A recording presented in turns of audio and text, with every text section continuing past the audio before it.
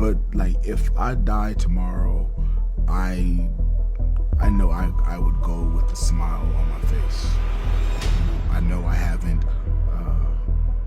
haven't wronged anybody. And keeping your sanity, it's not easy, man. And when you try to explain it to people, you know, more often than not, they don't get it. And then it's just it becomes the individual journey. Y'all, it looks like the feds just leaked a flash drive tied to Malcolm Jamal Warner, and it wasn't just random files. It held names of politicians, media moguls, and Hollywood insiders that elites allegedly fought for years to keep hidden. But here's the part that just doesn't add up. Malcolm wasn't the one with the enemies in these circles, yet somehow he was silenced, while people with everything to lose stayed in the shadows. And once you see how far this allegedly went to keep that drive buried, Malcolm Jamal Warner's story starts looking less like gossip and more like a cover-up. Okay, y'all, let's really talk about how sketchy this story of Malcolm Jamal Warner's death is, because the timeline straight up doesn't add up. When the news first broke, headlines everywhere said he drowned while swimming with his 8-year-old daughter. Some outlets even reported that surfers spotted him and the child struggling in the water before pulling them to shore. But then, just a few hours later, that story started getting corrected. Suddenly, officials claimed that Warner had been swimming with a male friend, not his daughter. Supposedly, the little girl was just playing on the shore while he and his friend got pulled under by the rip current. Police officers still on the scene, standing behind the yellow caution tape. This is the beach where the unspeakable tragedy occurred, sparking headlines, grief, and shock. Costa Rica Emergency Response Director Wagner Leiva's team got the 911 call from Playa Cocos Beach at 2:10 p.m. on Sunday afternoon. Upon arrival, they found 2 males pulled from the water, he says. One they saved. But Malcolm, despite their best efforts, showed no vital signs and was pronounced dead on the scene. And then boom, yet another update rolls out. Warner actually went for an early morning solo swim before sunrise, and that's when he disappeared. So which one is it? With each update, it felt like they were rewriting the script, trying to cover up holes. And y'all, when stories flip this many times, it usually means somebody's trying real hard to control the narrative. And that's exactly why the next detail made people pause even harder, because while the media has still been scrambling to rewrite the timeline, reports quietly revealed that Malcolm Jamal Warner's wife wasn't even in Costa Rica when it happened.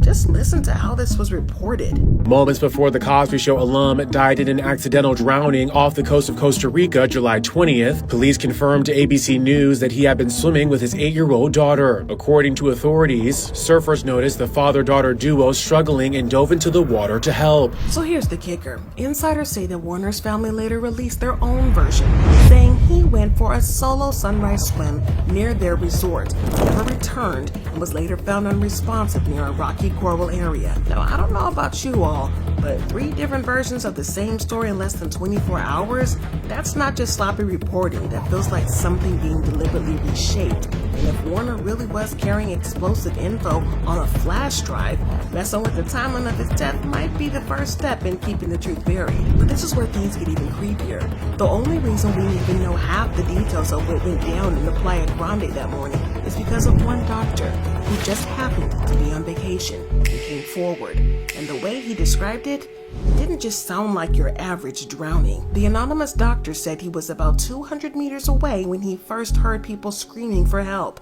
He apparently grabbed his surfboard and sprinted towards the chaos. He paddled out through choppy, dangerous waves and finally spotted what he called a shadow beneath the surface. The shadow, Malcolm Jamal Warner. Now pause right there. If Malcolm Jamal Warner was struggling in the water with his daughter or with a friend, wouldn't people on the beach have noticed 2 or 3 bodies? Wouldn't there be more chaos? Yet this doctor only talks about spotting Malcolm Jamal Warner's body. And here's the thing, the doctor wasn't the only one. According to reports, 2 tourists who were also doctors rushed in to help with Malcolm Jamal Warner when he was brought to shore. Between them, they performed CPR for what eyewitnesses said for 45 minutes straight. Per ABC News, a volunteer lifeguard pulled Warner to shore where he was given 45 minutes of CPR. In addition to Warner and his daughter, a second man received treatment at the scene and was later taken to a local clinic in critical condition. Think about that. 3 doctors, trained professionals, working together with defibrillators once the Costa Rican Red Cross arrived, and they still couldn't revive him. And that's unusual because most drowning victims, if reached in time, have at least some chance of revival, especially with that many medical hands on deck. But Malcolm Jamal Warner, nothing worked. Like something else was at play beyond just a riptide dragging him under. And then this detail, paying attention to it while Warner was pulled in lifeless. Reports say another man was also dragged from the same water.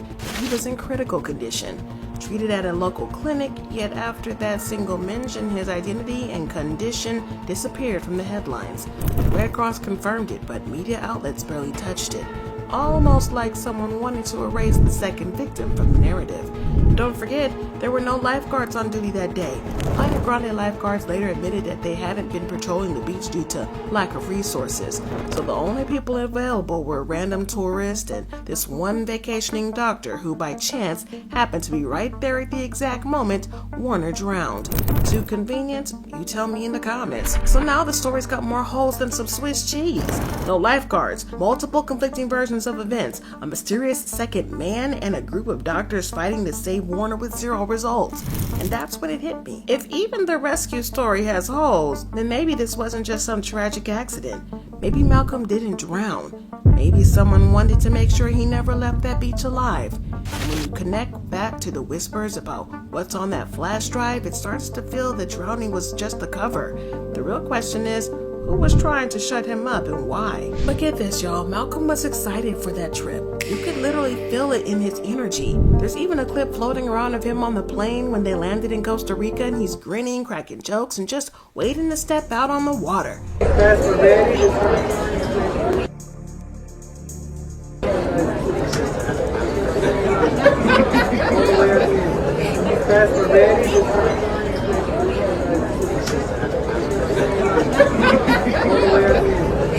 That's not somebody who's stressed or planning something dark. That's a man looking forward to whatever's ahead. And you can't fake that kind of energy. But here's the part that doesn't sit right. Not even a few days later, they hit us with the storyline that he accidentally drowned. Like, how does someone that hyped, that full of life, who could actually swim, just vanish in the water like that? The fans online were picking up on the same thing. One even said, something so extra dark about dying on a family vacation. He looks so good and happy here too. Especially when people close to him say he was actually a strong swimmer.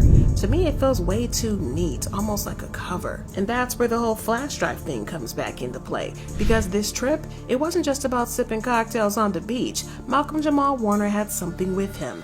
That same secret flash drive that FEDS later leaked after he was gone.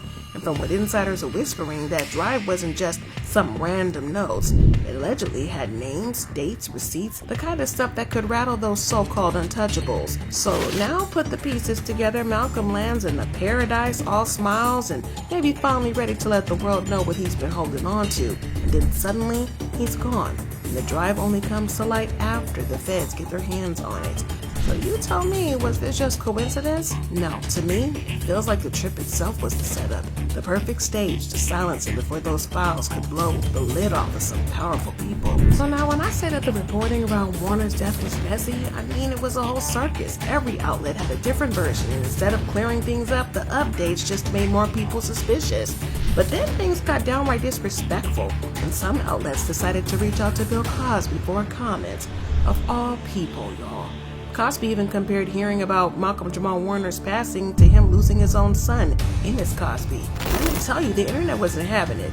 One person tweeted, "Nobody gives a ish what you have to say about anything. Your position as a caring person is forfeit." Well, that comment alone pretty much summed up the outrage at even letting Bill Cosby speak on Malcolm Jamal Warner's death.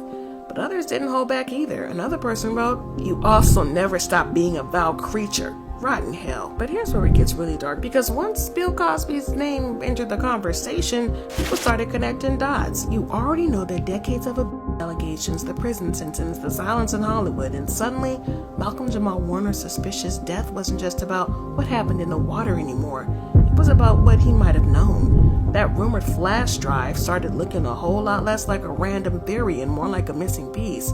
And it wasn't just gossip, because people online began speculating that Malcolm Jamal Warner had evidence tied to exploitation of child actors in Hollywood. Evidence that he may have had stored on that very flash drive.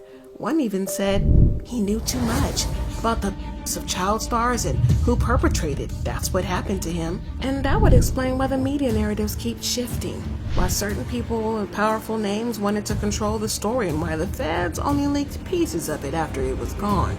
And get this, Warner wasn't the only former child star connected to the Cosby Show who turned up dead that week. Another name, Louis Todaro, who reported dead on July 14th, just days before Warner. 2 child actors gone in 1 week. Coincidence? A lot of folks aren't buying it. So instead of the world just grieving Malcolm Jamal Warner in peace, his death turned into a full-blown media storm with conspiracy threads spreading like wildfire. And the craziest part, months before all this chaos, Warner himself was already talking about legacy, about wanting to leave behind something bigger than Theo Huxtable. His exact words, "I'd say my proudest achievement is being able to have a post-Cosby life and post-Cosby career and still have my head on as straight as possible." So now people are asking, what was that legacy on the flash drive? And is that why certain elites made sure it never saw daylight while he was still alive? But here's the thing. As you probably know, Malcolm Jamal Warner wasn't just some actor living off of old fame. In the months before his death, he was reflecting deeply on his life, his marriage, his family, and the path he'd carved for himself outside the Cosby Show. And what really stands out At now is night, that he also I described himself toss during and that time. turn. He made it clear that he would leave this world knowing that he had lived with integrity, and that people who remember him as a good person.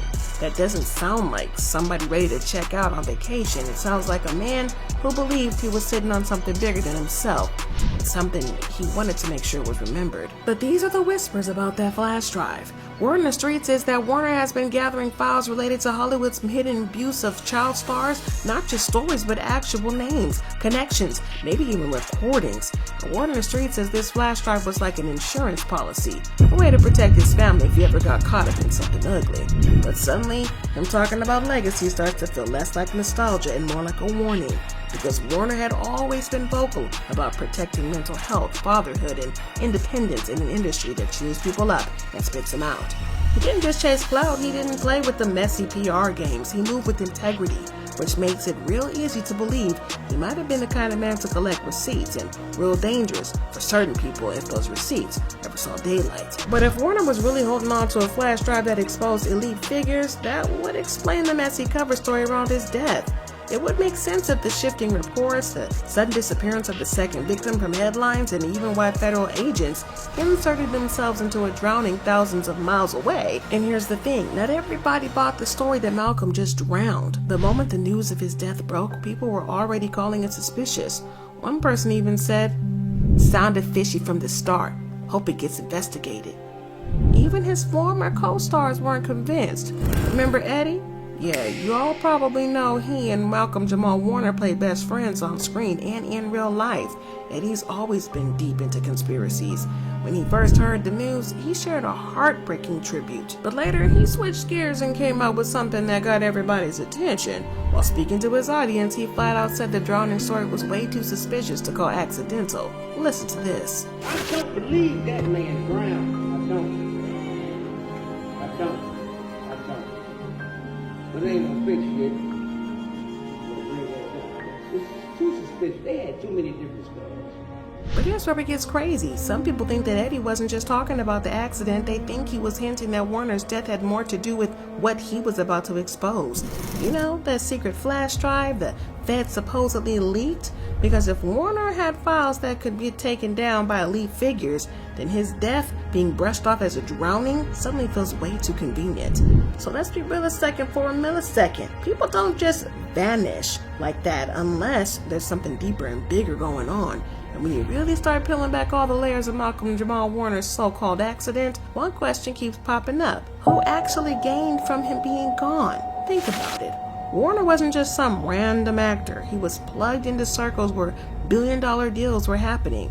Their reputations were built on silence, and where the wrong secret getting out could ruin entire legacies. What really shook people wasn't just that Warner had a flash drive, it was the kind of leverage it presented. So if Malcolm Jamal Warner was really preparing to come forward with what he knew, or if he'd even hinted the wrong person that he was holding on to evidence, then his death suddenly doesn't look like an accident. It looks like a cleanup job. And here's the part that really gives you chills. Right after his passing, our insider said that certain people in the industry got real quiet. Projects tied to Warner's name just disappeared, and folks who once called him family acted like he never even existed. That silence, that's fear. So again, who really benefited from this? The elites who got to keep their names out of the headlines, the powerful figures who didn't want their secrets exposed, and maybe even the same ones who the feds are now trying to corner, using Warner's lost flash drive as leverage. But here's the part that nobody can answer just yet. If the drive is real and the feds are holding it, does the truth ever see daylight? Or does it become another weapon traded in the shadows? Drop your thoughts and comments below, and then check out this next video.